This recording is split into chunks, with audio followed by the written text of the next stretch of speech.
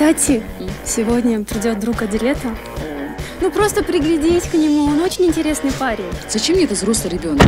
Я ребенка не хочу даже. И меньше Джонни танышып қойшы. На! Çatma al bir dakika! Bilek! Aldın seni için. At stayım buraya! At! Sen hazırsın! Стойте! Балаң атын ким коюн атсыңар? Белек Адилетов. Адилет сенин жакын досуң болчу. Апасы баланы жаап калыптыр. Опекунство боюнча сүйлөштүңөр белем? Жок. Адилет менен Малика жетим болчу. Бул жерге сиздерди ат жазылган. Bizdi? Күндө ушундай болсо биз кинде болуп кетебиз го. Көзүңө түшүп калды. Мен ыргытып келчү. Биринчи эле күн го?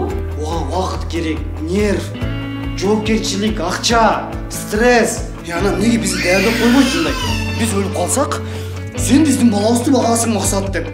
Малика Мәдилет бизди жөн эле таанышкан жок деп ойлойм. Алардын эң мыкты чыккан. Может, бизге деле кетиш эмес. Сара мне бардык нерсе нужно болор. Спа, йога. Onu знаешь что? Марста жумуш бар. Окамай, мен түшүнөм. Сен жашооңдо көз көрүлөр. Димаш! Нера, сен улантыр.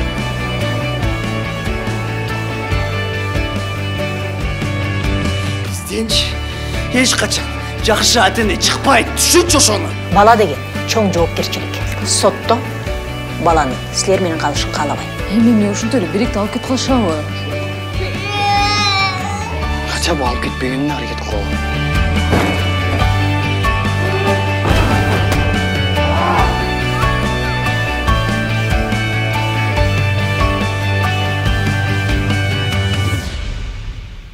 Энең турган тал.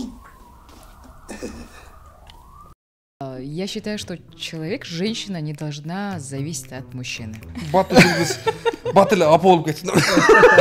Кыйын болду деп айтпайм, бирок экстремально болду. Хаотично кыла баштады. Бул жагын кое берет, анан бул жагын кое берет. Тип бир малды жанагы жер уже. Биринчи, экинчи, үчүнчү сцена уже окуп кетип атып, кирип кеттим да ичине. Читке болгондо эле анан чик экөө бири-бирин мындай башкача карап элечи. Мындайча айтканда, экрандан олтурган кишини күлдүрүп коюш бул кыйын болсо керек. Эми жакшы көрүшүп кетип деген андай эмес. Как андай Бытовуха башталып кеткенде аял киши өзүн таштап коет го көптөрчү. Ито ал убакта тамак жасайт, сага үй жыйнайт, баарын кылып атып, өзүнө убакыт жок болуп калат да. Мен ошондой өзүңө убакыт жок болуп калганды мен каалайм оны. Эй, ал эмне деген я? Алыңыз о менин. качан стоп дейт бул? Уже ата-энеси мени жаман көзү менен карай баштады менчи. Эми бул кинодо мен ойлойм бул түндүк түштүк мындай юморду чогуу эле бергенге аракет кылдык. Чыңгыздын ордунда башка бала болгондо, балким башкача болчу. Асанов үчөн келип туруп эле анан сен эмнеге мынттың? Ну, это чувак. Муж всегда должен быть выше тебя. Ар бирөөнү күлдүрүп чыгыш бул чыңгызга эмес да. Задачасы да. Мен азыр 30тамын, 30га келип мен мына эки полосканы көрдүм, коркподум да ошол убакта. Ушу кинодон кийин бак ачылып, сразу турмушка чыгып, 2 балалуу болуп, мага окшоп 3 балалуу болуп, жүддөп отуруп калсам мен.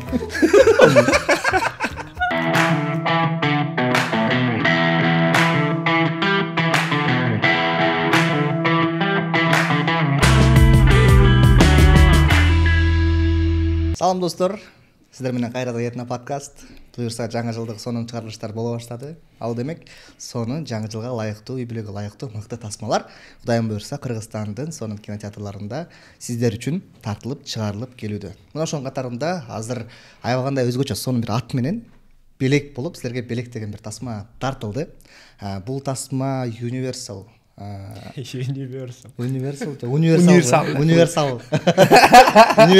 тама шоунун жигиттеринен сиздер үчүн алыскы ысык оштон сонун кылып сизге демделип туруп, силерге сонун бир тартылган тасма буюрса бизге келип отурат. Кош келиңиздер. Чоң рахмат. Universalдын өкүлү. Жакшы. Силер тамашоодо Universal болчуңар да. Силер киного келдиңер да, уже Universalсыңар. Тура эле. Негизи кино тарткан жалпы кино тартып жаткан чыгармачылык топ баары эле продакшндын аттары баары эле англисче экен да. Анан биз бул ушул күнгө чейин тамашада ойногондо кыргызча эле универсал деп келип туруп эле анан киного келгенде элдин баары эле англисче жазып атат эле. Давай ушуну эле англисче жазып коебуз деп Universal деп жазып койдук. Жаңа Universal Production. Ошол Universal Production'дан бизге буйрса Белек деген сонун үй бүлөлүк бир комедия келди. Комедия драмада аралашып кеткен окшойт эле, трейлерди байкасам. Сонун тасма экен, бул кандай тасма болду, кандай тартылды, жана эмне жөнүндө экенин, эмнеден келип чыкканын чыгылып, ушул туурасында бир кызыктуу маалыматтарды бүгүн сураганга аракет кылабыз. Андыктан бүгүн биздин ошол тасманы тарткан конокторубуз жана ушундай эле тартылган башка каармандарыбыз бүгүн биздин конокто. Бирсе тааныштыра кетсек, Тайыр байке бул Универсалдын атынан бүгүн биз келдик. Эң кинонун ээси, продюсери, тыйым боюнча бияктан сүйлөшүп атат буюрса. Тасманын көркү болгон башкы каарманыбыз баарыбыз Пантера деп билебиз. Өзүнүн аты Маша, Мариям. Биздин кош келиңиздер. Жана ошондой эле тасманы койгон режиссер Темирлан мырза, кош келиңиздер. Жакшы. Эми сизден баштайлы как режиссер катары бул тасманы. Белек деген эмне болуп чыгып калды, кандай тартылды, эмнеден улам тартылып калды? Белек бир нерсе айта кетейин. Сценарийин жазган киши да ошо киши. Ошо кыскасы Белекти эмне үчүн жазды, кандай жазды, ким менен жаздым, эмне кылып жазды, анан кантип тартабыз, эмне кылабыз, баары ушу киши чечкен. Кыскасы кинонун эң кыйыны ушу болуп атат азыр. Азыр итом монтажда чуркап жүргөн да ушу киши болуп атат. Звугунда бирдемкелер кылып аткан ушу киши болуп атат. Кыскасы ушу киши понту чечип атат азыр. Аябай кыйын болуп кеткен ушу киши азыр. Белек жакшы болсо ушу кишини мактайт экенбиз, Белек жаман болсо ушу кишини унчпайт экенбиз. Кыскасы жоопкерчиликтин баары ушу кишинин мойнунда. Молодец. Бирок кыйын, молодец. Жакшы реклама болду. Так, угатабыз. Обращайтесь. Белек эме болду. Биз Универсал командасы, биздин совместно экинчи кинобуз, экинчи мен режиссер сценарист катары чакырышкан экинчи кино. Кандай Белек деп бул эмеден чыкты. Семейный бир эме, семейный үй бүлөлүк, жаш бала жөнүндө, может быть, ушундай сыяктуу бир кино кылабыз деген ой чыкты. Мен жалгыз эмес, мен дагы со сценаристим бар, Максат Сейитказиев деген стендап комик. Ошол экөөбүз отуруп анан разные ар кандай кинолорду көрдүк. Семейный кинолорду көрдүк, наркотик кылдык, жаш балдар жөнүндө. Анан мен дагы ата болоюн деген чагым азыр. Күтүп атабыз буйрса. Максат ата болгон, анан досторум дагы ата болуп, анан кандай болуп калат деп жанагы ар кандай кинолорду көрүп атып, ачык эле айтайын, биз бул кино жанагы сценарийде мотор деп коет. Мотор чегин биз бир кинодон алганбыз. Кайсы? Жизнь как она есть деген кино бар. Чын эле айтыш керек экен, жашыргандан. То есть биз ошонун моторун алып көрдүк, салып көрдүк, кандай болот экен деп туруп, жанагы достору каза болуп калып кайтыш болуп кетсе, ошо жалгыз калган бала досторуна калып калса эмне болот деген теманы алып келгенге аракет кылдык. Ошол баланын аты Белек. Биздин кыргыздын эмесине келгенде, аябай сон бир башкача болуп, билбейм, мага жагып атат. Жагып атат. Сценарий жазганда эле жакты. Мен балдарга сценарий жазып алып жибердим, балдар окушту, аябай жакты деди. Баштайбызбы? Баштайбыз деп баштап кеттик. Буйрса анан ошол эле убакта, то есть эми Айжамал как раз прокатка чыкты, жакшы кетип атыштады, анан балдар да бошоп калды. Анан мен Bizlab продакшнга барып, анан балдарга айтып бердим, ушундай кино бар, жазып алдым. Балдар готовы спонсировать, мага ишенип алышты. Все, уже баштайбыз деп атат. Сценарийди айтып берсем, Чыңгыз, блин, мен ойнобойм, мага жакты. Өзү? Да, Чыңгыз экөөбүз сүйлөшөм, доспуз да. Айтып берип атат анан. Говорит, блин, аябай жакты. Я хотел бы, я говорю, блин, эмнеге ойнобойсуң? Давай, говорю, вместе сон неме кылабыз. Давай. Марат Мухамбетимин, Айжамалдын режиссеру, говорит, возьмешь меня вторым деп калды. Экинчи режиссер. Говорю, блин, давай. Маратты экинчи режиссер кылып алып, команда аябай сонун болду. Мындай аябай өзүмө жаккан кишилерди алып, жаккан деп айтыш кандай десе, мен Фрунзе продакшнга катып тийип калбасын. Элдос мырза, көрдүңүз. Ким жагып аткан? Жүрөк Фрунзе да. Фрунзе алдым убакта Палчанын 3-тү даярдап аткан убакта болчу. Андан кийин ошол Марат ооба деди. Ошол эле убакта жана Эмир деген художник бала бар, ошол Максат Сейитказиев болуп анан жанагы уже Чика ойнойт деп уже экөөбүз прогон кылып сценарий бир сер окугандан кийин мен уже все Чика экөөбүз говорит, все ништяк будет, хорошо деп анан жана главный актрисага келгенде бизде аябай проблема болду, кимди тартабыз, кандай болуп калат. Айсанат Эдигеева сүйлөшүп атып, ана Кореяга кетти, ушундай сыяктуу болуп калды. Кореяга кетип, ана не сможет болуп калды. Дата коюлуп калган уже. Көптөгөн актрисаларга жаздык, анан Ислам деген биздин кастинг, Ислам Абдувалиев. Ислам, если ты смотришь, ушундай кыздар бар. Говорит, список отправил, говорит, давай пробу устроим деп анан. Маша келди, Мария келди.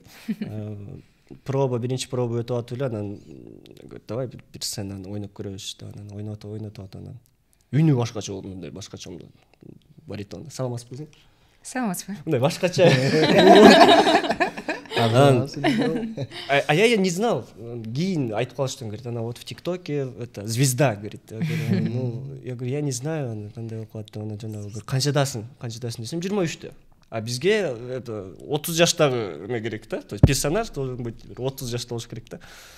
А мен башында мунун 23 экенин билбей анан говорю, ну вот она более-менее подходит. Еще надо поработать с ней деп анан айтпадык биринчи күнү. Мен Исламга сразу эле айттым, говорит, вот надо будет с ней поработать, Ислам десем, анан давай деп анан. Говорит, давай первый день не говори, что она утверждена.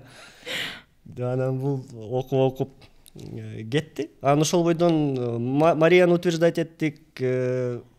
Анан биринчи читка болгондо жана второстепенный актерлор менен баарын чогултуп атып туруп, анан биринчи читка болду. Читка болгондо эле анан жана Чика экөө бири-бирин мындай башкача карап элечи. Типа Чикада чүтө чакпайт дегенчи. Чоң биринчи көргөндө Маша менен биринчи таанышып калсаң мындай бир высокомерный кыз көрүнөт экен да. Чика чоң такая высокомерная деп.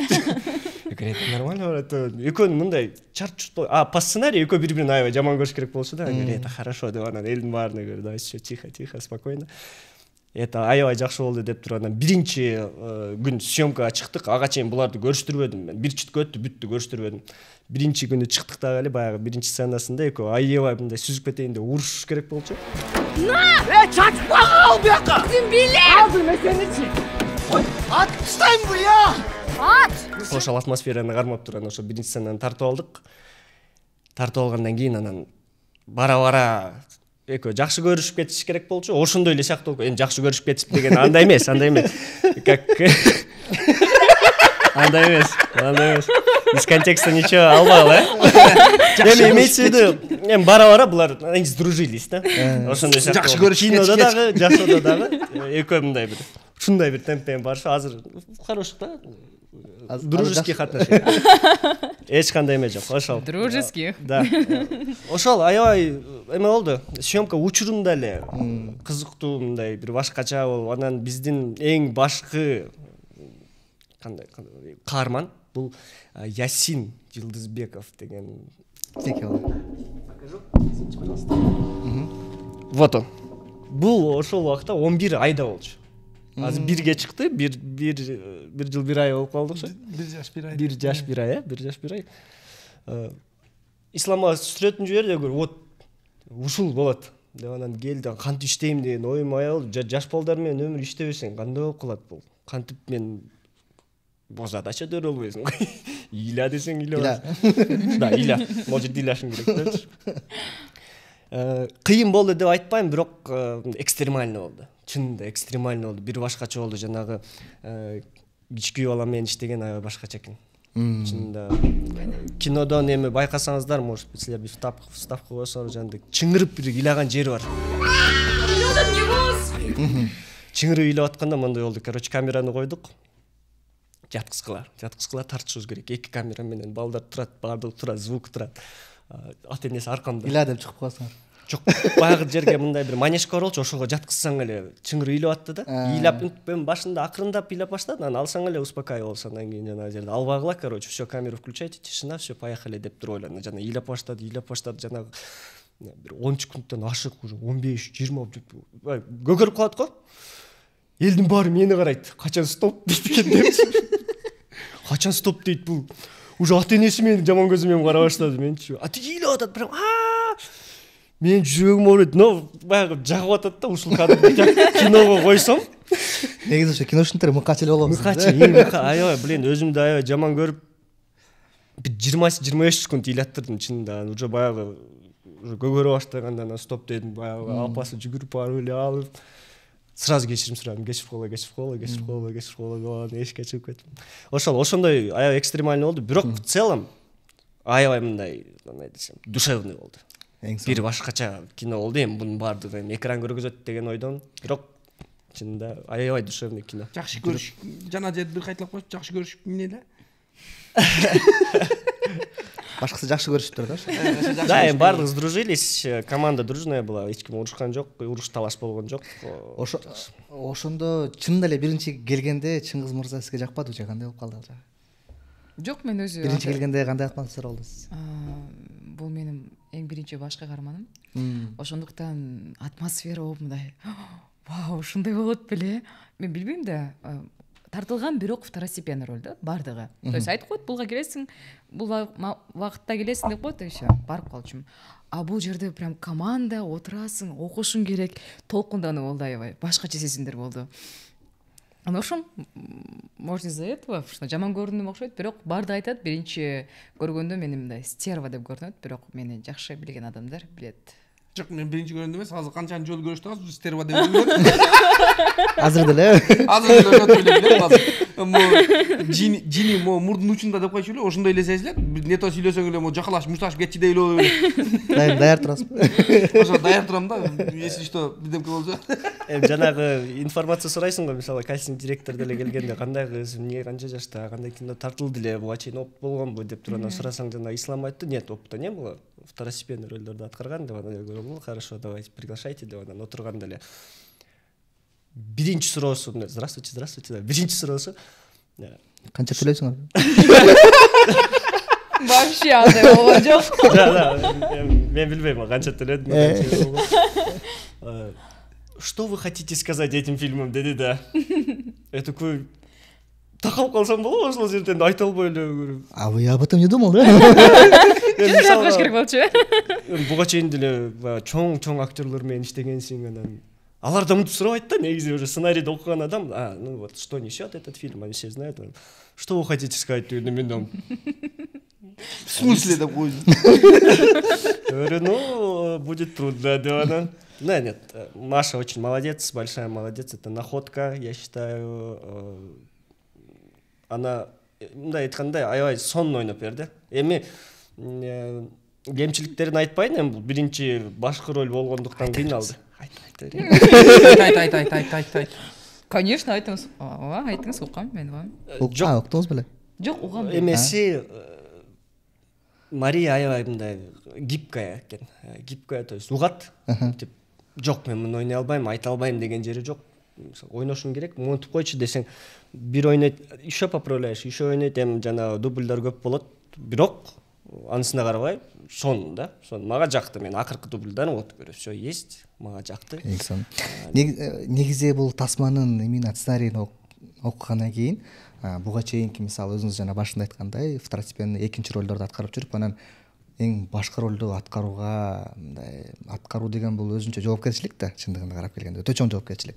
Тем более бул жөнөкөй тасма эмес, бул бир драма болду, аркасында бир чоң нерсе болду. Анан бул эмоциялык сценаларга бай экен, байкашымча.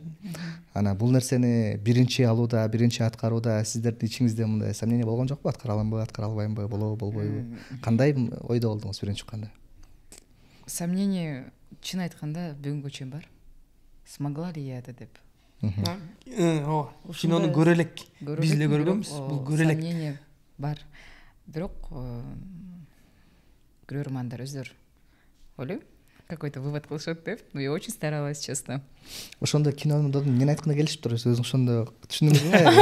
Что вы хотели сказать? Что они хотели сказать ошо кино менен? Эмне айткысы келиптир? Все временно бардыгы. Убактылуу нерсе, бирок сүйүү менен үй бүлө бул эң башкы нерсе деп ойлойм. Ошол келди. Ошону айтайын деп турбу, Ошону айтайын деп турбу. Блин, нет же. Ал эмес. Башка болчу деме. Жакшы. Силер Universal'дан бул буюрса 3-чү тасмасыбы? 3-чү тасмасы. буга чейин Белек деген кино тартканбыз. Белекте дагы режиссер Темирлан Эркинов. Дагы Белек. Жо Белекте алдым. Буга чейин мен Белекти кесип болчу. Азыр медиада, жүрөктө да, тилде да Белек жокто Белек болуп атат. Белек бу кандай болот экен деп элечи. Шерик деп тартканбыз. Режиссеру Темирлан Эркинов. Темирлан досубуз өзү тарткан. Сонун болгон. Жакшы. Андан кийин кинону биз Оштон өзүбүз да тартканбыз. Бул уже 3-чү кино. Кайрадан Бишкекке тарттык. Аялма көздөм деген кино болчу. 3-чүсүндө кайра Бишкекке келип, Темирлан менен кайра мурда иштешип жүргөнбүз. Кадимкидей сонун баары кетти. Темирлан сага ишенебиз. Биз бияктан поддержкадабыз. Бол. Азыркы күнгө чейин, ушул күнгө чейин бол деп келатам. Эң сонун. Сиз жакта мен оюмча колдоо күчтүү болуп окшойт, бул жакта. Жакшы, Кудайга шүгүр. Кандай болду бул тасма сиз өзүңүз үчүн? Мен көп эле сценарийлерди окуйм да. Мондай кино тартып атыптыр, эл досум мынтип атыптыр, анан сценарийин берчи, жөнөтөт, окуйм, жакшы. Ушуну окуганда эле бир башкача болдум да. Кино өзү негизи Темирланды биз Ошко чакырганбыз. Темирлан Ошко кел да. Келсең, бияктан отурабыз, сүйлөшөбүз, сценарий бар бизде. Ошону кичине оңдоп, нар жак бер жагын түздөп тартсак болобу, анан барды, анан отурдук, бир 3 күн, 4 күн жүрдүм досум, 4 күн жүрдү, 4 күн ошо сценарийдин үстүнөн иштедик, жакшы эле келаткан, сонун эле келаткан, анан келиптир эле илхам келбей калган күн болот го, келбейт, нар ойлоносуң, бери ойлоносуң. Анан Темирлан Бишкекке барып бир ойлонуп көрөйүнчү деп анан Бишкекке кеткен, келиптир эле. Кыскасы, могу сценарий ачык айтканда жетишпей калат окшойбуз. Башка сценарий жазып көрбөйлүбү? Илхам келип кетсе, ошол бүтүп кетчүдөй. Жаз анда, канча күн убакыт жаз, анан бизге жөнөт. Жазды, бир жума өттү, жөнөттү. Биздин сценарий бияктан жазып аткан сценарий жарымдан өтүп, барып 70% болуп токтоп турат паузада. Анан Темирлан жөнөткөн сценарийди мен кадам жайдан Ошко келишим керек болчу да. Анан ошол күнү машинамды токтотуп коюп таксиде келатам да. Ошол убакта бул жөнөтүп калды. Анан сценарийди ачып таксиде отуруп келатам да. Биринчи, экинчи, үчүнчү сценарий уже окуп кетип атыптыр. Кирип кеттим да ичинечи. Бияктан таксист бирдемке суроолорду берет. Угуп атам, жооп берейин дейм, бияк азыр. Аз жооп берем деп кирип кеттим. Окуп бүттүм. Анан тиги менен сүйлөшүп кеттим. Окуп бүткөндө эле уже бияктан уже съемка башталды, кетип атат да. Уже демек жакшы кино болот экен. Болду балдар, мага жакты деп туруп эле универсалдын балдары баары бирден окуп чыкты, оюңарды айткыла жакты. Анда могу туруп турсун кино. Ушуну тарталы. Кийинки киного мону дагы иштеп тартып жүрсөк болот. Болду, кетти ошентип эле. Бир илхам менен эле, бир дем менен эле сценарий бүттү, тарттык, кетти. Азыр Кудайга шүгүр. Сонун азыр ушул күндө мындай толкундонуу, мындай кино кандай болот экен, эл кандай кабыл алат экен деп ойлонуп атасың, бирок ичиңде жакшы да мындай. Кудай буйрса кинобуз сонун деп бизге жакты. Демек жалпы киного келген көрүүчүгө да жагат деген үмүт менен эле турабыз да азырчы. Кинону көрүп чыккан киши кино анча эмес экен дебейт болуш керек деп турабыз да. Буга чейин ошондой сын пикир уктуңуз беле негизи? Укканбыз да. Шерикте деле, аялма күйөөздөйм деле сын пикир айткан кишини мен мисалы имомун көрө албастык кылып атат эмес, мындай болгондой эле кабыл кылам да. Анан азыр чакыруу таркап жүрөбүз жабык көрсөтүүгө. Барын эле айтып атам да жолуккан кишиге мындай эки жүздүүлүк кылбай эле мындай киноңор жакшы болуптур деп көңүл үчүн айтып анан кийин мунулар мондай кылса болмок экен эмес. Болгондой. Могу жериң мага жакпай калыптыр, ушуну оңдоп койсо болмок экен деп эле бетке айткыла деп атам. Ошол урматтуу көрүүчүлөр, эми силер бизге айта албайт болушуңар керек, бирок кокус бир жерден көрүшүп жолугушуп калсак айтып кое бергиле. Мен кабыл алып кое берем. Башкасы билбейм, могу Темирлан кандай билбейм, мен кабыл алам. Болгондой ачык эле бетке эле айткыла. Негизи критиканы кабыл алуу бул жакшы нерсе, бирок критиканы мындай туура кишилерден кабыл алуу андан жакшыраак да. Мисалга бул силер деле жана съемочный процессти көргөнсүңөр, жүргөнсүңөр, билесиңер, бул аябай чоң эмгек да чынында. Бул бир жарым жыл даярдалчу нерсе. Если ты сценарист, режиссер, еще баарын кылсаң, мисалга аябай чоң да. Анан мага мисалга Элдос Аскарбеков келип айтса, могу жерим туура эмес болуптур. Надо было доработать. Мен угам. Мага мисалга дагы бир режиссерлор келип, артында эмес багажы бар режиссерлор келип, могу жерин туура эмес кылып турсуң, мону туура кыл десе, угам. Анан бирок Асанов Үсөн келип туруп, Асанов Үсөн келип туруп эле анан сен эмнеге мынттың? Ну, чувак. Я так вижу дейт. Аны уккунга келбейт да. Анан кээрлер бар, ошону угуп алып анан, блин, ага да жакпай калыптыр, анан буга да жакпай калыптыр деп. Мен биздин баягы башында биз деле айтпайм, мен биз күчтүүбүз деп айта албайм. Дагы өскөнгө аябай көп эме бар, өсүшүбүз керек. Бирок башында биз ар бир комментарийге көңүл бурчубуз. Блин, бул айтып туура эмес айтып койду. Бул айтып атат, мен ошого көңүл буруш керек экен деп. Ар бирөөнө жагынып атып туруп эле башка жака кетип каласың да, өзүңдүн мээңдеги оюң жоголуп кетет да. Бирок ошон үчүн мындай күчтүү адамдарды укканга аракет кылабыз. Менин оюмча бул жактан күчтүү адамдардан дагы айтылган сын пикир эгерде конструктивдүү болсо, мисалы определенный бир нерселерге таянса, мисалы могул жерге момундай болгон үчүн мага ишенбей калдым чота могул образыңа деген. Ал балким киного тартылбаса деле, кээ бир бизде ушундай киномандар бар, кинону тартпаган, бирок кинону аябай көп көргөн адамдар бар да. Алар өтө сенин тама айтат да, кээ бир мындай биз көрбөй калган, байкабаган нерселерди. Могул жерге мындай кылып койсоң жакшы болмок деп, биз деле ошо көп нерсени ошо угуп анан эгерде ошол айтылган сын пикирин ойлонуп көрөсүң, деп жөн эле жакпай калды дейт кээ бир, анан эмнеге жакпай калды өзү билбейт да. Өзү билбейт, туп-туура. А эгерде мисалы конкреттүү түрдө айтса, моягы мындай болуптур, анан анын үстүндө дагы өзүнүн бир нерсесин сунуштаса, могул жер мындай кылып койсо дагы да мындай болмок, анткени биягы мындай да деген сыяктуу конструктивдүү сын пикир айтса, муну менин оюмча ар бир режиссер сүйүүнү менен кабыл алса керек. Ооба. Ушуну унутуп калыптыр, кечип коңуздар. Азыр биздин көрөрмандарды капалообу? Жок, мен киноштердин оюну кам, силердин оюңарды укпайм дегенде болуп калат. Жок.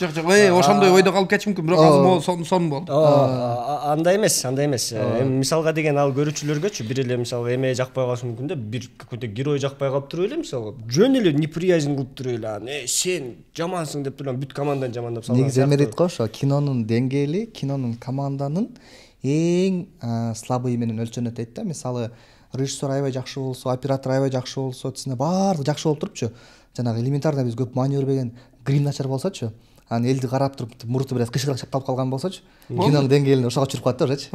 Кино элементарно эле, мисалы же болбосо баардыгы болуп туруп звук туура эмес болсо, туура эмес үн болсо, шум болсо, кино болбой калыптыр. Киного кетип калыптыр. Кино болбой калыптыр дейт да бул жактан. То есть бул деген эмне дегендик? Бул ошол кинонун команданын эң ылдыйкы слабый адамы менен кино жалпы бааланат да. Анын баардыгына жоопкер албетте режиссер болот. Андыктан сизге тем күч. Аябай сон. Сиз боюнча, сиздин образ боюнча өзүңүз айта кетсеңиз, образга кирүүдө, сценарийди окуганда кандай изилдендиңиз, кандай ойлондуңуз, эмне жаңылануу болду? Өзү башкы каарман бул Мира Кылбековна, ал аял кыз. Ал кыз карьерада жүрө берген, турмушка чыкпаган. Мен иштешим керек, мен али турмушка чыкканга даяр. Өзүңүзгө бир жакыныраак бир жери бар окшойт деп койдум, жагында эмеспи? Бар. Мен оюм боюнча ушундай аял киши, эркектер. Мен өзүм сураганбыз. Сурадык да жагып атабы өзү каарман сага депчи. Бул каарман мондой десем, канча процент схожесть бар экен десем, көп эле деген да. Утверждена. Ошондо кандай болуп калды? Орусча айтып берейин, да, мындай эме болот мага. Я считаю, что человек, женщина не должна зависеть от мужчины. Мен оюмча. Биз бара берет окшойбуз, Жок. Бул жерде финансовый жакта болуп атат да. Бул жерде карьера болуп атпайбы? Мирадачы. Мирада карьера ошол жакта мен дагы өзүмдүн оюм бар, ой пикирим. Чындап эле аял киши дагы өзүнүн жумушу болуш керек, өзүнүн бизнеси болуш керек деп ойлойм да. Ошондуктан мен оюм өзүмдүн. Демек сиздин оюңуз менен каарманыңыздын ою аябагандай дал келеткен бири-бирине. Бирок кинонун аягында менин оюмча каарман ою өзгөрүш керек да. Өзгөрүлдү. А сиздики ошойдон калды.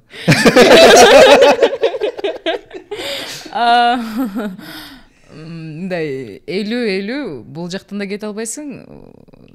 Жок, сүйүү керек, мен айткан жокмун. Аял менен киши бир жерде туруш керек эмес. Киши, муж всегда должен быть выше тебя. Это я знаю. Мен аны билем. Бирок аял киши өзүн тыштабаш керек деп мен ойлойм. Мен ой пикирим. Ошондо эркек кишини бийигирээк турса, аял киши өзүн таштап койгон. БТВ башталып кеткенде аял киши өзүн таштап коет го, көптөрчү балдар деп өзүн карап алышат. Ошол моментте айтып атам да.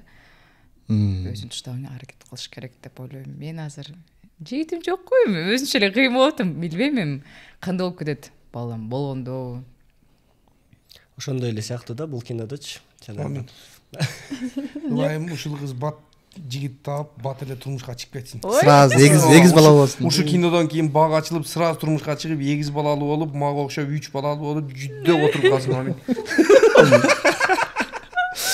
биз азыр түз эле кабыл болот эй азыр могу таспаңарды көрүп отуруп азыр бул биздин жашоо экен да анткени мен биздин балабызга 1 ай болду да азыр көрүп аткан жашоону биз көрүп атабыз да табай калып ызычы болуп биринчи бала болгондуктан бир аз мандыраш болуп дегендейчи ошондой нерсе болуп атат да анан бул жакта жана айтып коебуз биз бу табакка кирип кетпеш керек өзүңдү караш керек депчи анан баланын кечинде түнү бою уктатпай ыйлап аркы берки болуп жүргөндөчү азыр дагы жогоруда айтып кетти мен уже бала болгондон кийин мен өзүмдү унутуп койдум унутуп койсуң балалуу болгондон кийин өзүңдү унутуп коесуң чын эркек киши өзү мисалы эркек кишинин чувствосы баласына башкачараак да аял киши төрөдү эмизди аныкы вообще башка да мисалы эркек киши миң өзүн карайм дегенде эле балалуу болгондо уже кетти да балагачы өзүң карабай ушулар жакшы кийинсе экен курсагы токпу жакшыбы памперс керек эмеспи могу карап атасыңбы аял кишиники мен ойлойм эркекке караганда бир 2 эсе эле көп да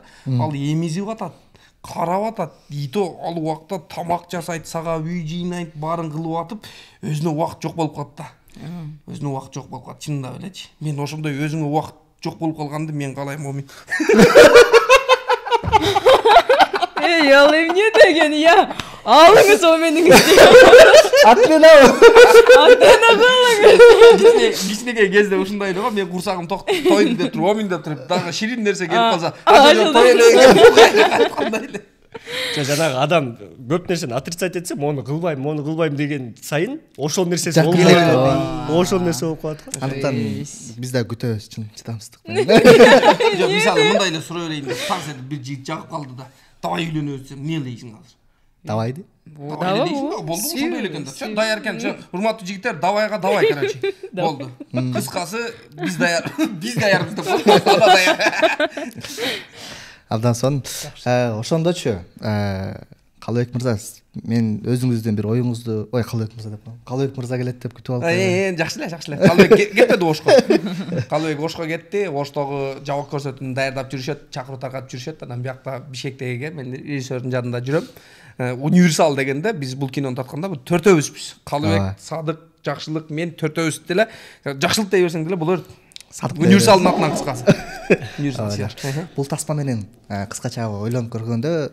элге эмне айткыңыз келди ошондо элге бул жерде 2 ой бар сценарий жазганда мен ошону окуп калдым ойлоп калдым биринчи ой бул чыныгы достук деген ой кетет 2 достун мамилеси достук кандай мындай бекемби бекем эмеспи кандай кинонун аягында билинет буюрса бар экинчиси сүйүү жигит кыздын бири-бирине жакпай атса деле ушундай сүйүү болот деген маанини көрүп туруп эле кинодон көрдүк.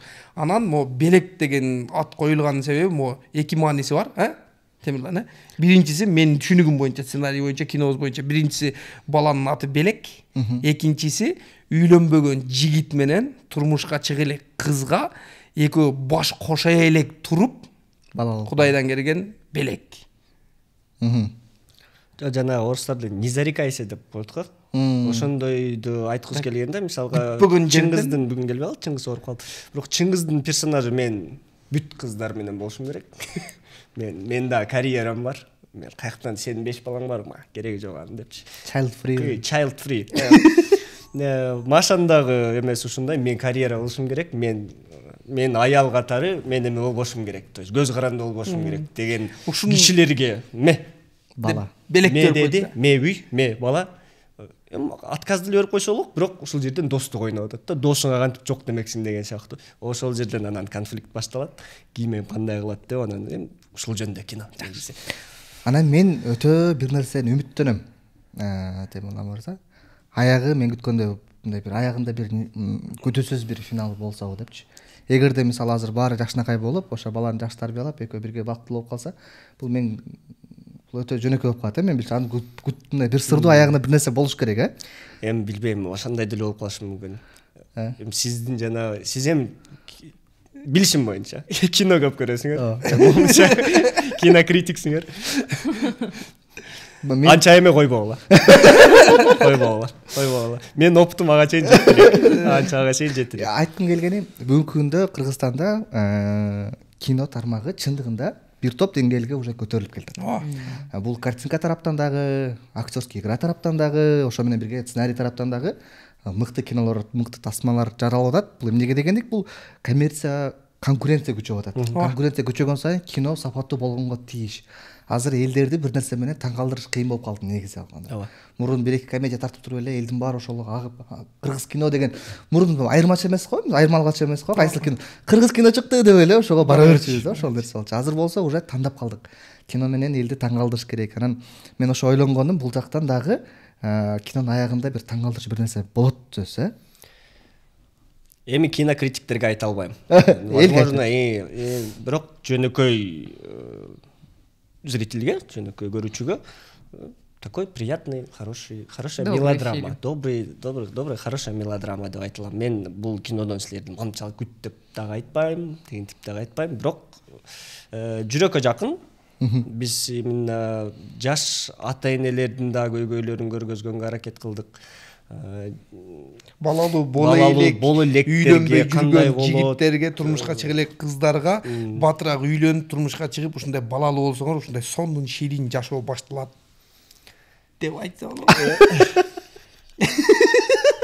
Жок, призыв чынында ошого. Призыв ошого.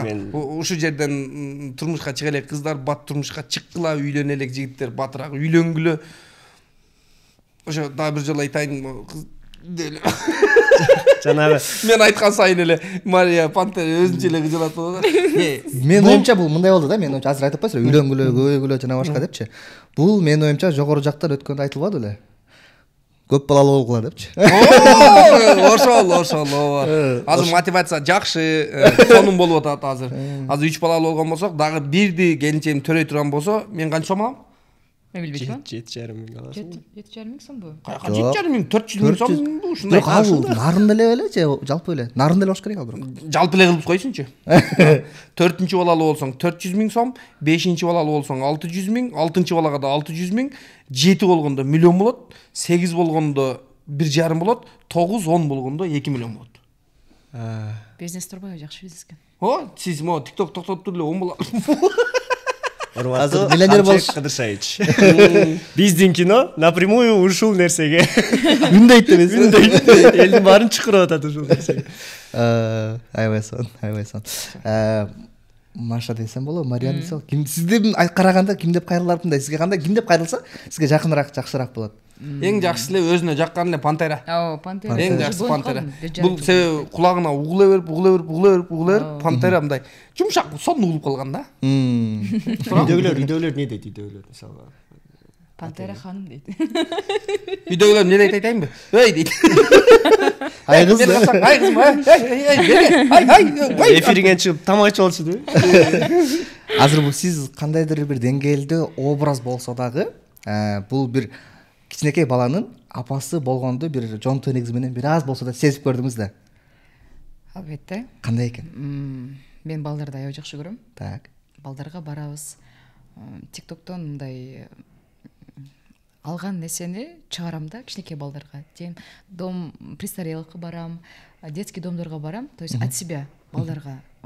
Ошол жака барганда балдарды көргөндө башкача сезим болот. Анан кийин ал балдар кичинекей, ушундай кичинекей балдарды кантип таштайт деген ой менен кетесиң да, илага мойжо кетесиң. Мен бул эме сезимди белек менен, Ясин менен биринчи жолу эмес. Мындай сезимдер ар бир поездка болгон сайын эле болот, ошондой башкача сезим да бул.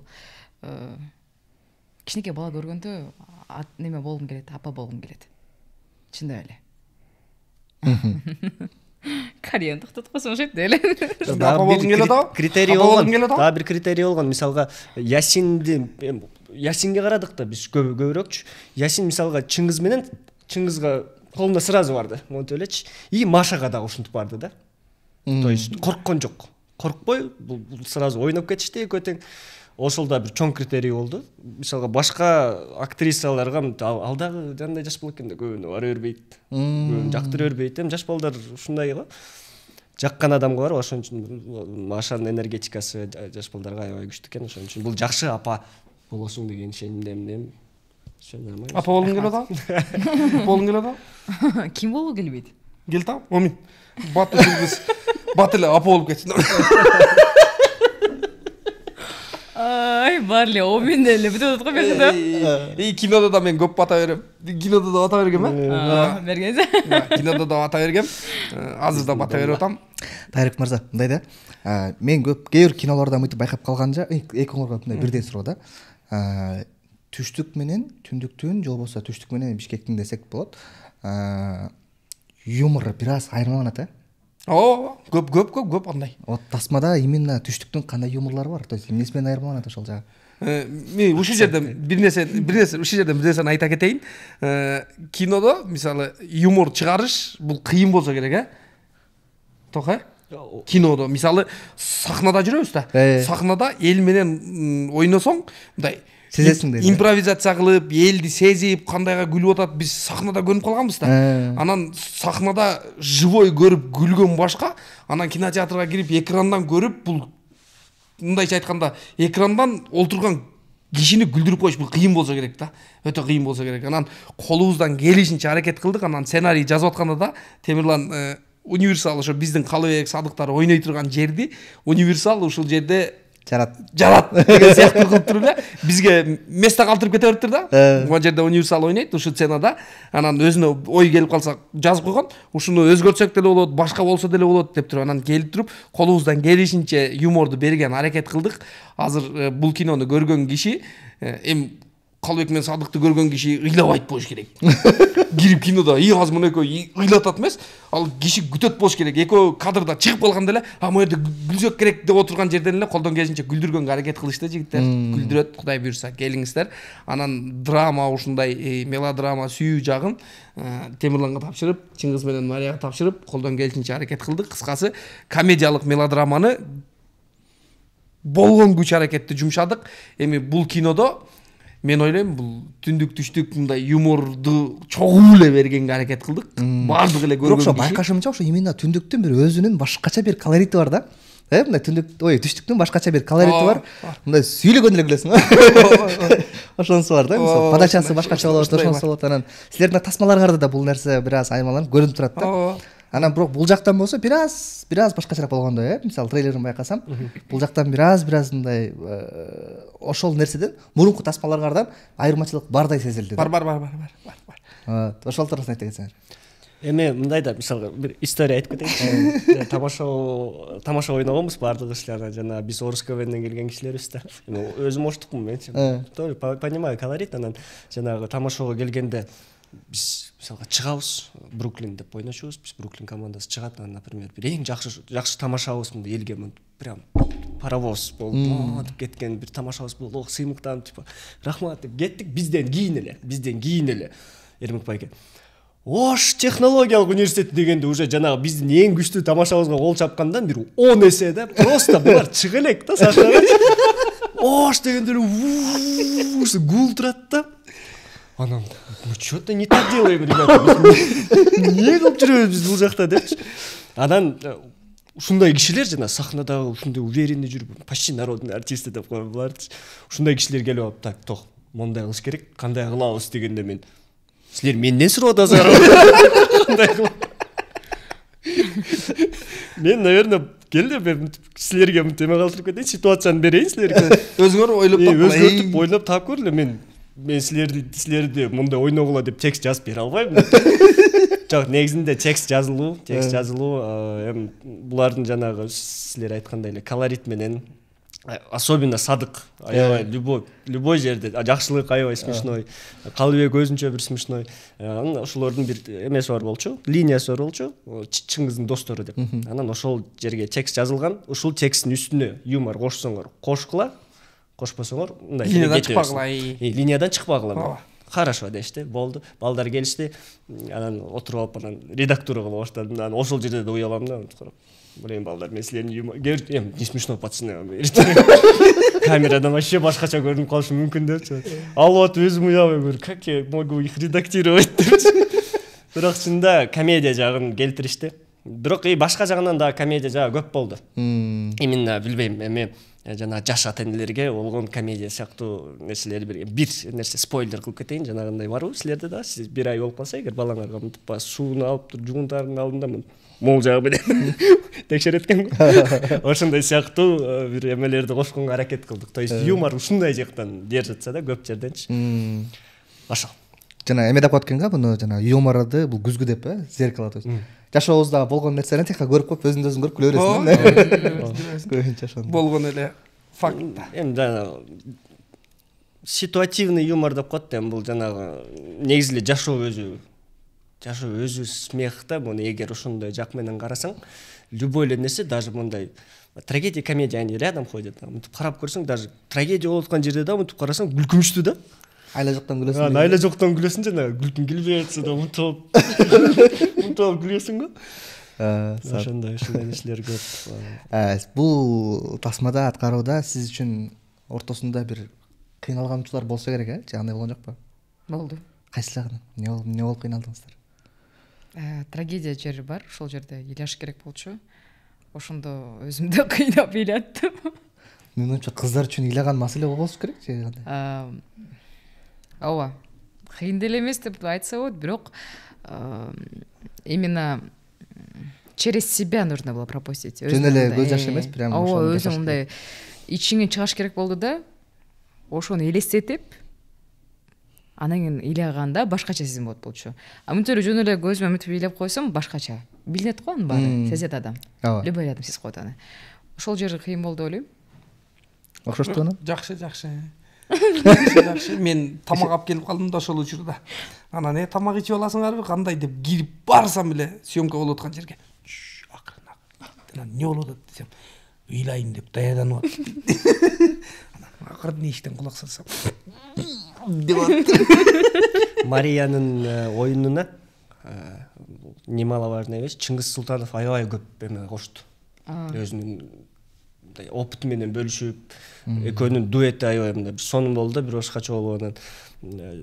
Мен жеткизе албаган нерсени Чыңгыз жеткизип атты да. Экөө отуруп, мисалга мен там картина коюп нар жак бер жак болгончо, Чыңгыз там мисалга бияктан бараткан да. Бир балды карасам, Чыңгыз үйрөтүп аттыр, мындай кылсаң, тиндей кылсаң депчи. Анан мен Марияны мотивация кылганы бир малда кандай десем, бир хитростка бара баштадым мен дагычы, мындай мотивация берип, жана биринчи Чыңгызды тартам. Мисалга жана ыйлаган жерлери Чыңгызды барып тартып келем. Анан келип маш карасаң, Чыңгыз ойноду. Мындан эми ушинтип ойноду да, короче, Чыңгыз деп алып кетип калам да, мисалы. 2-3 жолу келип кетем, анан бир балды карасам, Маша прям готовится. Бирок молодец. Биринчи ушундайга мен я поражен. Молодец. Ошол жерден рахмат. Ыйлаганың үчүнбү? Жок, эми айта кетейин, Чыңгыздын ордунда башка бала болгондо, балким башкача болот болчу. Бирок чындап эле Чыңгыз менен экөөбүздүн мындай бир энергетикабыз окшош болду деп ойлойм. Он смог мне донести. Рахмат Чыңгыз. Мен да ошону айтайын дедим да. Чыңгыз молодец. Эме башталгандан, съемка башталгандан бүткөнгө чейин энергиясын түшүрбөдү. Өзүнүн энергиясын түшүрбөдү. Күндө эрте менен келип съемка башталгандан кечки бүткөнгө чейин болгон энергияны берип атты дагы, съемка бүткөндөн кийин унутуп калып атты да. Чачадың сен. Өзүмдө эртеси күнү эрте менен кайра съемка келет. Молодец. Сен кыйын жигитсиң. Чыңгыз демеси бар. Чыңгыз келет дагы мисалга эрте менен келет. Энергия ошондо да баары жүрө тартылганда дагы камерадан көрүнүп турат, прям монтоп атканчы. Анан тартылбаганда убакыт бар да. Мисалгачы бир 2 саат тартылбаган. Ошол убакта да ушундай. Анан акыркы сценалар болгондон Чыңгыз бир балды карасам чарчап, анан барып Чыңгыз болду. Тартылбаган убакта жөн эле салчу бар. Сен баардыгын күлдүрбөчү. Ар бирөөнү күлдүрүп чыгыш бул Чыңгызга эмес да. Задачасы да. Барып Крафтты дагы күлдүрүп аткан болот, карасаң тиги звукачты да барып күлдүрүп аткан болот, Петличкенде болуп карасаң тиякта звукач күлүп аткан, оператор да барып бир күлдүрүп кетет, бияка барып күлдүрүп кетет. Чыңгыз чында аябай чоң праздник деп атат. Ошондой экен, человек праздникке, молодец. Анан дагы бир нерсе бар да. Айжамалды көргөндө барып көрүп апамды алып турмун да жанымачы. Анан 1-2 жерден жаман уялдым да. Чынындачы. Мен байкабай эле тасма экен деп алып алып 2 жерден же узуундай шансычы.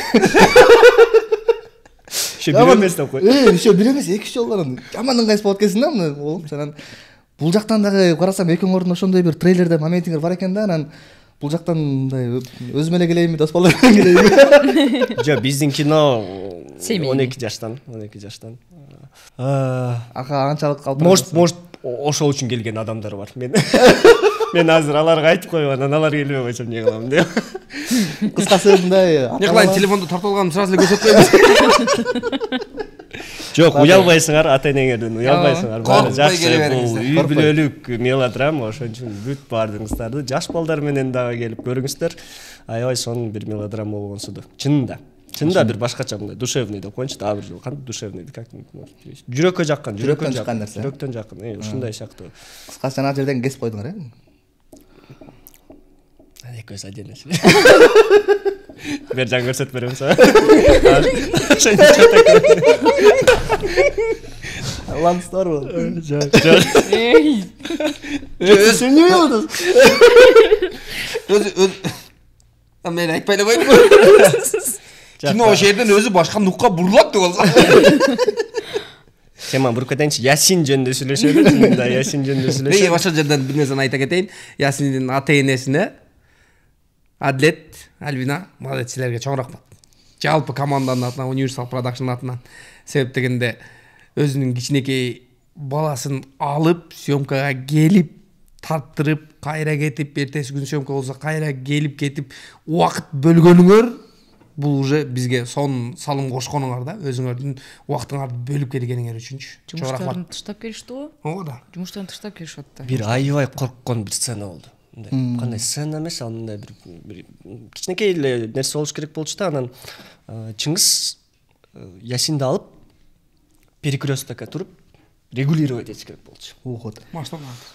Анан коркуп атабыз, баарыбыз коркуп турабыз. Жана жер Чыңгыз алып чыкты, кетти, муну перекресткке оратат. Апасы уже чуть ли жаштанып алган да, анан театрда туруп нормально коркпойчу депчи. Бүт бар менин колумда, старт дегенде болду, стоп дегенде менин колумда да. Анан жана жерде башталды, бул жактан баарыбыз тартып атабыз. Анан бир маалда эле Чыңгыз угуп атышат да, водительдер угуп атат. И Чыңгыз хаотично начал это делать. Чын. Мен айттым да, бияка өтүп аткандарды зеленый горит, бияка өткөрүп салып бер. Бияка зеленый горит, бияка өткөрүп салып бер. Мен камерадан алып алам өзүм депчи. Анан ошентип айтсам бир маалда Чыңгыз хаотично кыла баштады. Бул жагга өрөт, анан бул жагга өрөт, тип бир маалда жанагы жер уже.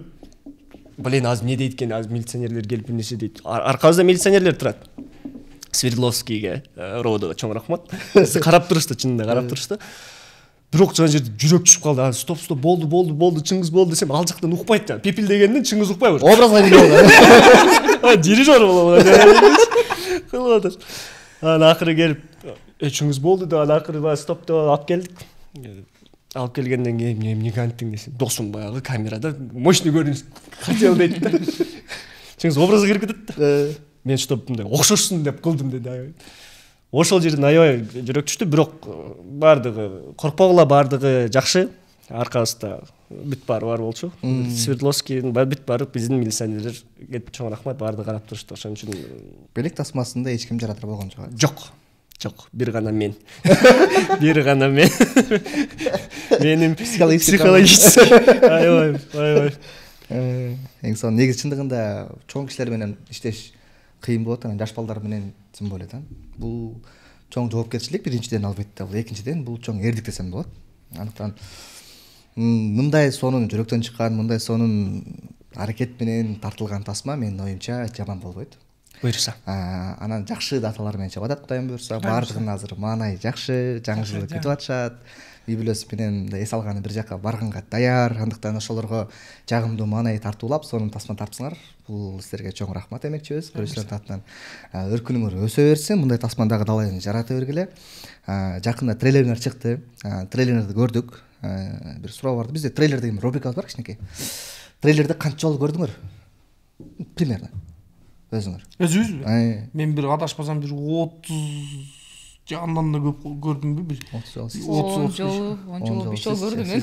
Ой, мен көп, мен айта албайм канча жолу көрдүм. Сен өзүң аябай көп 100 жолу көрүп салган болчу. Мен уже акыры көргүм келбей калды. Чынында уже баягы көрө берип уже уже бүттү. Мен туура эмес тартып салдым, мен уже бүттү мен. Бул кино уже окшошпой калды мен үчүн деп ушундай маалга келип каласың го. Ошондо мен билбейм, мен жана менде да бүт ответственность барчы, кандай болот, анан уже трейлерди көрө берем. Бирок эми жакын досторум, жакындарыма көрсөтүп, ошолордон көп эме алдым. Жакшы болуптур, көп переживать этпе, нормально баары деген сайын. Эми ошол акыркы конечный трейлер ошондо чыкты. Бирок эми сындар болду, аларды дагы туура кабыл алдым. Кыскасы трейлерди өтө жакшы билесиз. Жок, мен команда менен иштеген кишимин да. Мен команда менен иштеген кишимин, мен жалгыз эмесмин. Буга чейин жалгыз эмес болчумун деп айтылам да. Мен чоң команда иштейт. Анан бул жерде кандай десем, жанагы акыркы сөз менин атыма чыгып калган үчүн мен баардыгын өзүм алып берип, ошон үчүн коркуп калдым окшойт да. Дагы эле коркуп турам, чын ишенсеңиз. Жок, трейлерди сиз өзүңүз кылдыңар да. Жол бир көрдүңөр, трейлер жакшы билесиз да, көрдүм деген. То есть ошол маанайда айтып атам. Биз ошол трейлерди карап туруп, үчөөңөргө бирден суроо дайындадык. Ошо трейлердин ичинен эле суроо. Ошо трейлерди билесиңби деген эле бир нерсе бар. Бул жакта ошолордон ар бирөөңөр ошо кеминде бир 10дон жогору көрүп турсуңар, демек трейлерди аябаган жакшы билесиңер деп ишенем да. Анан ошо ичинен силерге бир суроо бар. Жооп берсеңер азаматсыңар, жооп бере албасаңар барыңар $1000 бияка коюп коесуңар. Даярсызбы? Ооба. Так, сизден баштайлы, продюсер катары, тасманын ээси катары. Силерден бир жөнөкөй эле немелерден баштайлы.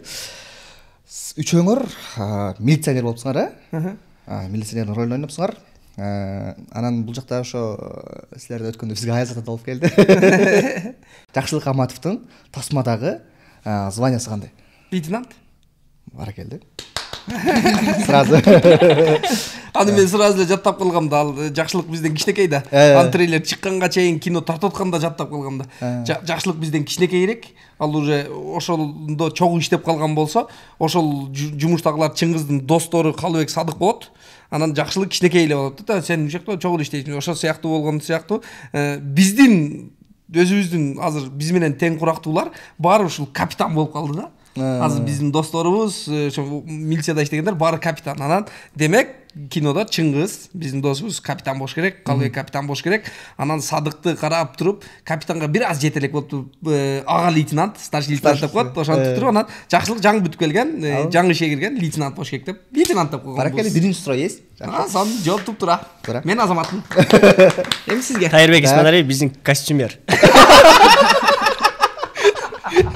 Чынында. Түз суроо алга турбайбы?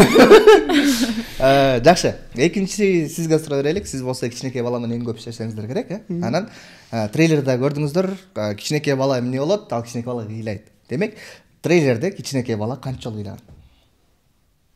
Ой, башынан көрдү. Башынан трейлердин да пропускать этсең. Көз алдынан. Билбейм, 5-6 жолу. Бир жооп. Бир жооп айтыңыз. Вариант берейинби? Бериңиз. Вариант А 3 жолу, вариант Б 4 жолу, вариант Г 5 жолу, вариант Д 6 жолу. Үчөө эле бербейбиз. 3, 4, 5, 6. Трейлердин ой көрсөң. Канча жеринде бакырып ыйлаган башында? Баланы сизге таштап кетти, бакырып ыйлап атат, жүдөп атасыңар. 5 жолу болорсунчу. 5 жолу, Болдубу, сиздин оюңузча?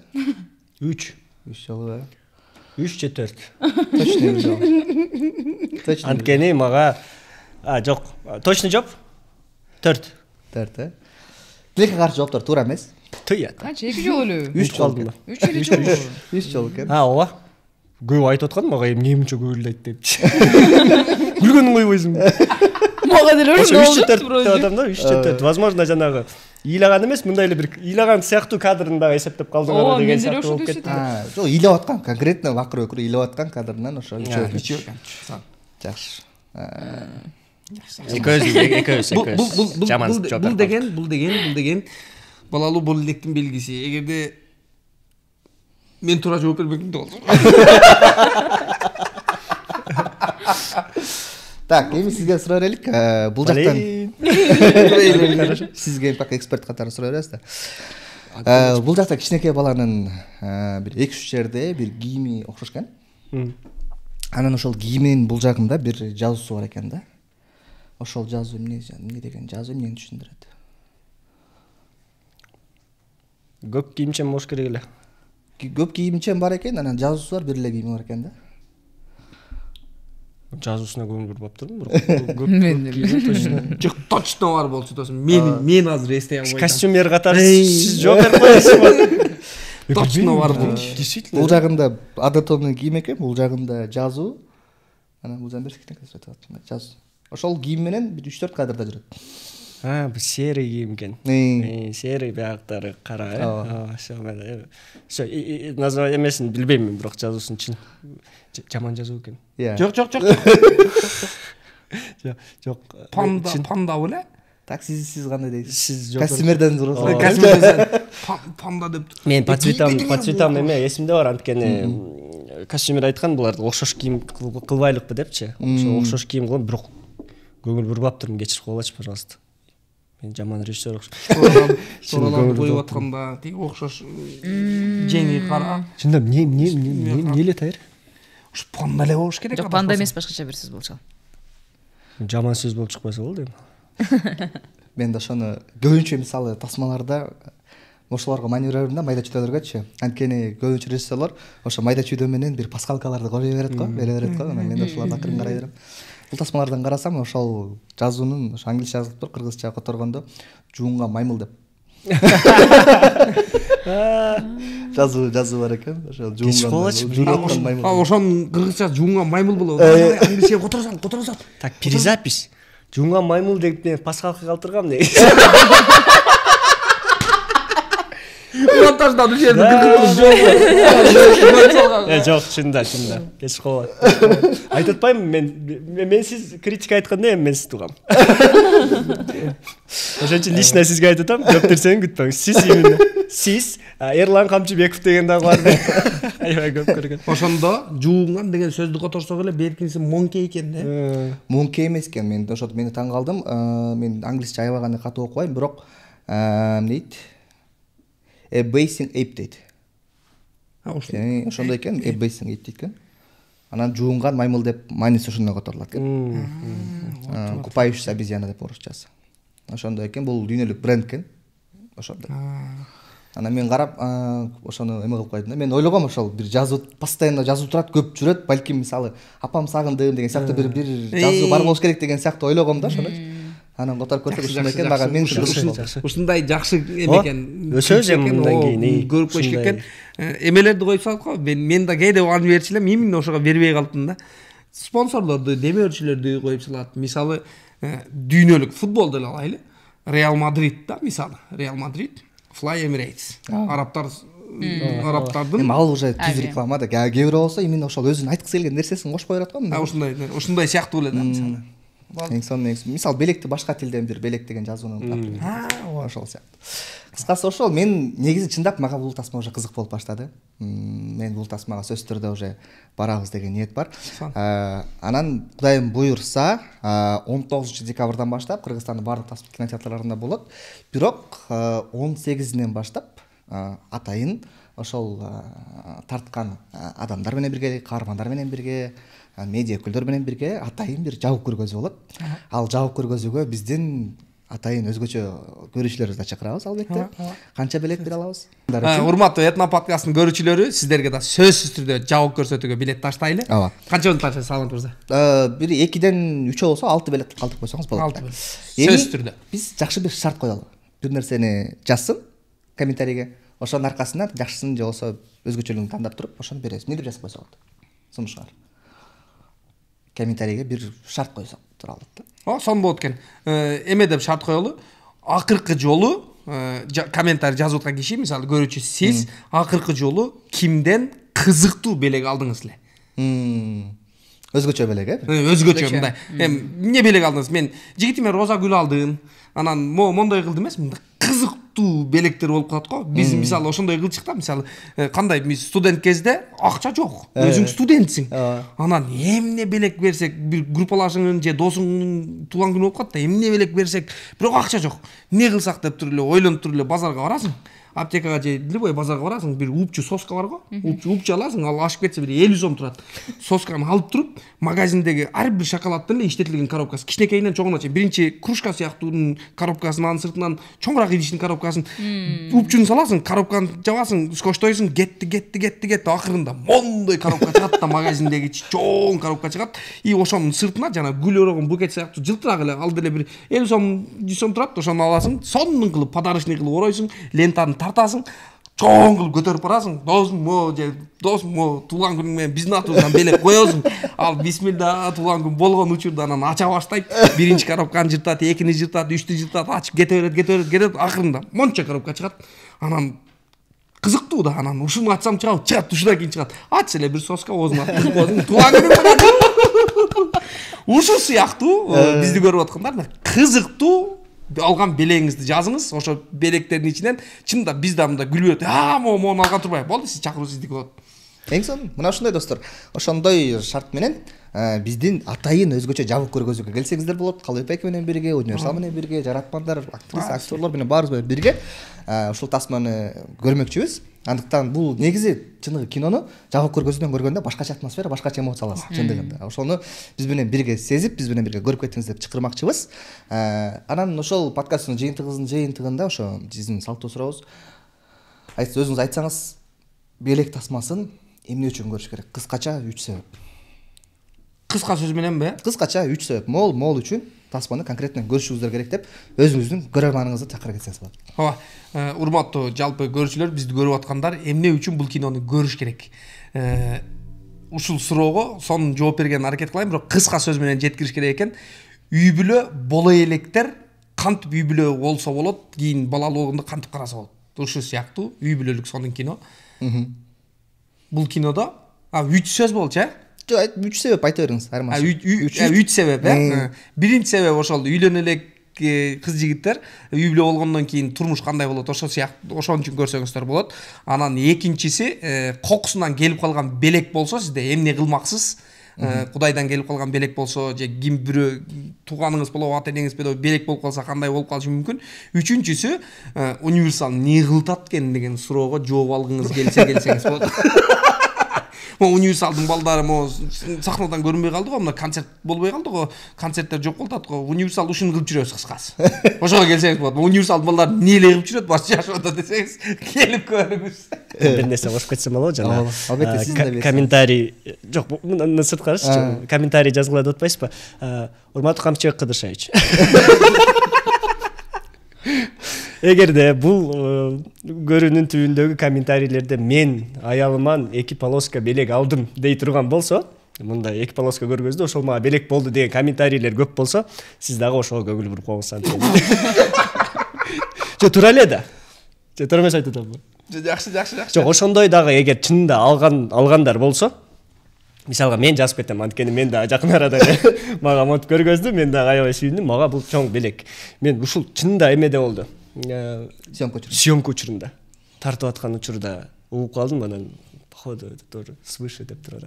Ошол ким алса, ошондой ким оюнда болсо, ким жакында эле балалуу болсо, ким күтүп атса, ким ушу опытный болсо дагы ата-энелер өзүңөрдүн жаш балдар жөнүндө эң бир кызыктуу бир нерсе жазып кетсе дагы, аларга дагы бул 6 билеттен сырткары менден 2 билет деп коюн. Эң сонун. Ата-эне болоюн деп аткандар. Ата-эне болоюн деп аткандар, ата-эне болгондор. Кимде сиз дагы жазып кетсеңиз, может быть. Эми сразу жазам. Сизге эксклюзив. Чыгарып туруп жазам. Бирок Тога Темирлан, ушул сөзүндө жам бар. Ушу полоска деп атпайсыңбы? Жаман сонун болгондо бир Кудайым бизге биринчи бир кыз берди, кыздын артынан уул берди. Ушул экөөнү чоңойтуп туралы деп турган учур эле болчу да. Анан мен былтыры умрага бардым да. Умрага барып, умрада жүрөм. Мекке, Мединада умрада жүрөм. Умрада жүрсөм эле WhatsApp'тан трынк этип сүрөт келди да. Сүрөттү ачсам эле 2 полоска туруптур да. Умрада жүргөндөчү. Ал жердеги кубаныч Кудайым берип атат да. Ооба. Анан не кылабыз деген вопрос болуп калат да, кээ бир чочуп калган, чочуу деген жок да. Спасибо тебе. Аллах. Үчүнчүсүн берди. Кудайым бере берет да. Ошон үчүн көбүрөөк балалуу болгула. Үйлөнгүлө, көбөйгүлө. Кудайым бере берсин. Коркпогула деп коркпогула. айтып кетмекмин. Анткени мен чынында буга чейин мен да коркуп жүргөм. Мен азыр 30дамын. 30га келип мен мына эки полосканы көрдүм, коркподум да, ошол вакыт аябай сүйүнүп бир башкача болдум. Бирок буга чейин коркуп жүрчүмүн. Өмүр бою коркуп жүрчүмүн. Мен кандай болот эми балалуу болсом, менден каяктагы ата ушундай сыяктуу да тексттер бар. Чүнкү менден каяктагы ата мага өзүм ата керек деген. Коркпойм, буюрса эми баардыгы Алладан. Чынында ошол. Балалуу болгондон коркпогула. Көп балалуу болду. Урматтуу канча кыдыш. Бир жолу айтып кетейин. Мен да өзүм салымымды кошуп атам. Буюрса демография алып 20 миллион болуп кетеличи. Эме дебейсиңби? Мындай 4 балалуу, 5 балалуу, 6 балалуу деп көп балалууга берип коюшпу? Бирден эле баштай береличи деп. Бирден баштайлы, анан ошол жактан көрүнөт. Чынында бирден бар. Мен алгам 4000 сом алгам мен. 4000 сом берет экен, 4000 сом алып туруп 4 бат күзүнгө алып берип коет. 4000 сом бер. Сиздин оюңуз, сиздин себеп, сиздин да өзүңүздүн көрөрмандарыңыз бар. Ошолорду айта кетсеңиз, эмне үчүн сиз тартылган тасмага келип көрүш керек? 3 себеп. Түшүндүңүз да, суроого түшүндүңүз да. Почему люди должны смотреть вот этот фильм? Три причины. Бир сөз кошуп кетейинчи. Орусский колорит юмор менен түндүк түштүк кайырмасы болот го. Ооба, орусча да ушундай да. Орусчабыз да ушундай да. Бишкекте түндүк жактагылар орусчаны сонун сүйлөйт. Баары сонун сүйлөйт. Түштүк жактагылар мына биз сүйлөйбүз. Отнюдь. Мен оштомун. Баары жакшы. ТикТокто өзүм көрөрмандарым бар. Көрүп мени айтышат, киного тартылбайсың, эмнеге тартылбайсың? Сенде талант бар, көрүнүп турат. Болуп көр, кылып көр деп. Анан кийин мына ушул күндөр келди. Ошондуктан келиңиздер, көрүңүздөр. Анан келип ТикТокко келип, прямой эфирме келип жазып кетсиңиздер, кандай болуптур деп. Убакыттан пайдаланып, биринчиден Саламат мырза, жалпы жамаатыңызга, Этномедиа, Этно подкастка баарыңыздарга рахмат, чакырганыңыздарга рахмат. Буга чейинки тасмаларыбызда да иштешип келгенбиз, мындан кийин да буюрса иштешебиз. Ошол убакыт бөлүп, бүгүн чакырып, ушундай сонун эфир түзүп бергениңиздерге рахмат.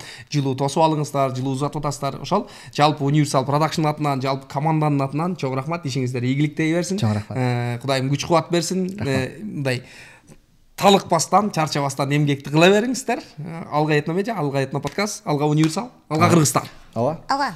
Эң сонун анан мына ушул Universalдын буга чейинки тасмаларынын баардыгын ошо Этномедиадан көрө алсаңыздар болот. Баардыгы ошо биздин платформада бар. Дүйнөнүн каалаган бурчунан көрсөңүздөр, үй бүлөңүздөр менен көрсөңүздөр болот. Анан эң башкысы азыр бизде жаңы бир функциябыз чыкты. Бул VIP пакет. Бул пакетке сиз жылына бир жолу төлөп коюп, Этномедиада эмне кино чыкса, баардыгын бир жыл бою бекер көрсөңүздөр болот. Андыктан муну дагы сындап көрүңүздөр. Этномедиа сиздер менен келгениңизге чоң рахмат. Буюрса дагы мындай тасмаларды нечен жарата бергиле. Биз менен бирге болгон ар бир көрөрманга терең ырайчылык билдиребиз. Сиз бар, биздин ишибиз бар, биздин чыгармачылыгыбыз бар, биздин баардык кылган ишибиз бир гана сиздер үчүн. Андыктан бар болуңуздар. Биз менен бирге болгон баардык көрөрмандарыңар аман болсун. Кийинки дагы подкастта мына ушундай сонун бир тасмалар менен жүзөшкөнчө аман болуңуздар. Сиздер менен Этно подкасттын алып баруучусу Саламат Иманов болдум.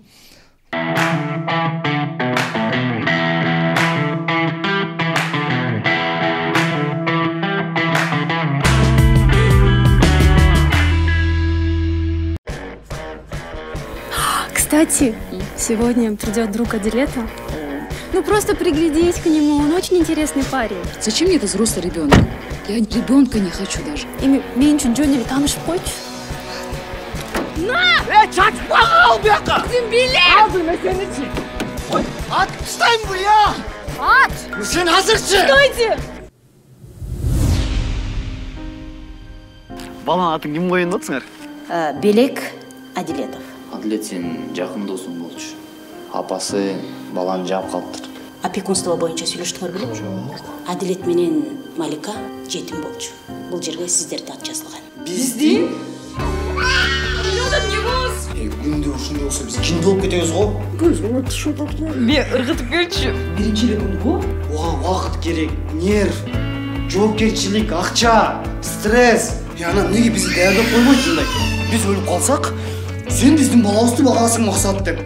Малика мен Адилет бизди жөн эле таанышкан жок деп ойлойм. Алардын эң мыкты чыккан. Может, бизге деле кеч эмес. Ой, это Сага мне бардык нерсе нужно. Спа, йога. Оны знаешь что? Макста жумуш бар. Токамай, мен түшүнөм. Сен жашооңдо өзгөрүүлөр бар. Димаш! Мира, сен улантыр.